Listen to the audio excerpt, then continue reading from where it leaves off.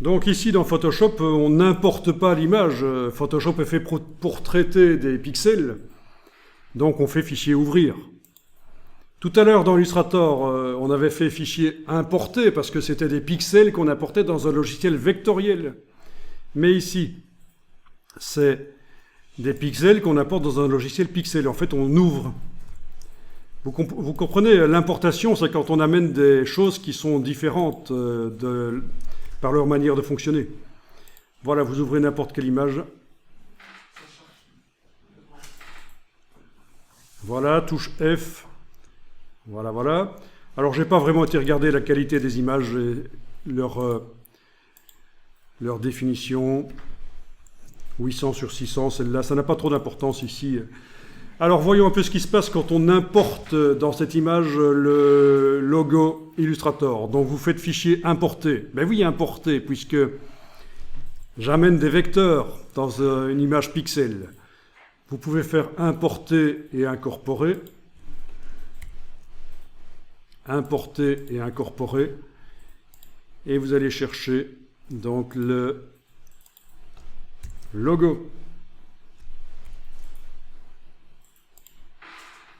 Voilà.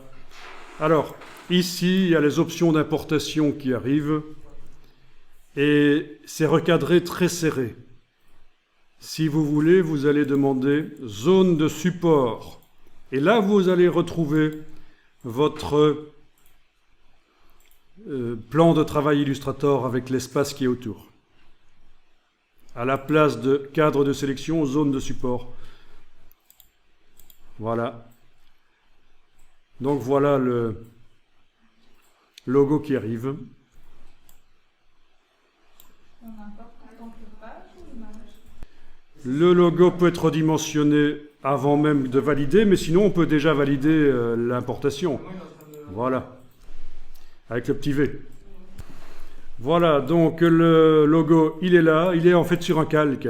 Si on regarde, il est sur son calque. On peut le redimensionner avec la transformation manuelle. Donc, Commande T sur le Mac, Ctrl T sur le PC. Ça correspond à édition, transformation manuelle. On prend une poignée du coin sans enfoncer la touche majuscule parce qu'on est dans la version, à partir de la version 2019 de Photoshop, ils ont inversé les choses. Si on enfonce la touche majuscule, ça va justement casser les proportions. Donc, sans enfoncer la touche majuscule. Et le logo, vous pouvez aller le placer en bas à droite, par exemple. Voilà, on valide avec le petit V. Et voilà, vous avez un logo qui est placé en bas à droite d'une image. Et bien sûr, par la suite, on verra comment, avec un script, on peut automatiquement, quelle que soit la dimension, l'orientation de l'image, le nombre de pixels de l'image, mettre le logo avec cette proportion-là dans le bas à droite de l'image. C'est pas si évident, mais c'est une fois qu'on connaît l'astuce, c'est facile. Bien. Alors, le logo apparaît ici chez moi pixelisé parce que l'image a peu de pixels. Mais j'aurais fait ça sur une image qui a plus de pixels, elle y apparaîtrait beaucoup plus nette. D'accord? Il y a une grille de pixels ici qui ne fait dans cette image chez moi que 600 pixels sur 800. Et le logo, du coup, à cette dimension-là, ben, peut-être qu'il fait, peut-être 100 pixels sur 150, un truc comme ça, voilà. Alors, il y a une astuce pour qu'il soit visible, quel que soit le fond qui est derrière. On va pouvoir lui mettre un effet de halo. Donc, sur le calque ici, vous avez le petit FX. Vous allez chercher l'effet spécial pour le logo ici et vous allez chercher lueur externe.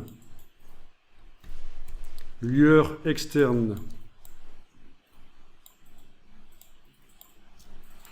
Et il va falloir modifier les choses ici, c'est-à-dire la taille, le grossi, l'opacité. Voilà. L'opacité. Il s'agit de faire quelque chose qui est quand même relativement discret, comme halo. C'est juste quelque chose qui va aider à faire en sorte que autour du logo, ce soit un peu plus clair. Voilà, ce sont des choses qui peuvent se faire. Donc, effet spécial, lueur externe. J'ai modifié la taille, j'ai modifié l'opacité. OK. Si j'enlève l'œil en face ici, je vois avec et sans. On est d'accord? Alors, il se trouve que les effets de biseau dans Photoshop sont meilleurs que ceux de Illustrator, donc pourquoi pas en profiter? En plus de mettre cette lueur externe, vous pourriez, évidemment ça risque de devenir un peu kitsch et lourd, mais à vous de voir, hein, aller dans biseautage et estampage, donc un deuxième effet spécial sur le logo. Et là, il va falloir modifier la taille, la profondeur, voilà. Alors sur une image avec aussi peu de pixels, ça ne donne pas génial. On aurait essayé sur une image avec plus de pixels, ça aurait été encore mieux. Ah oui, et au niveau du contour brillant, j'étais pas avec le bon contour. J'étais avec des choses bizarres comme ça qui sont faites pour donner des réflexions multiples. Mais contour brillant ici, si on met la diagonale, c'est un biseau tout à fait normal. Voilà. Bien. À vous de tester et de voir.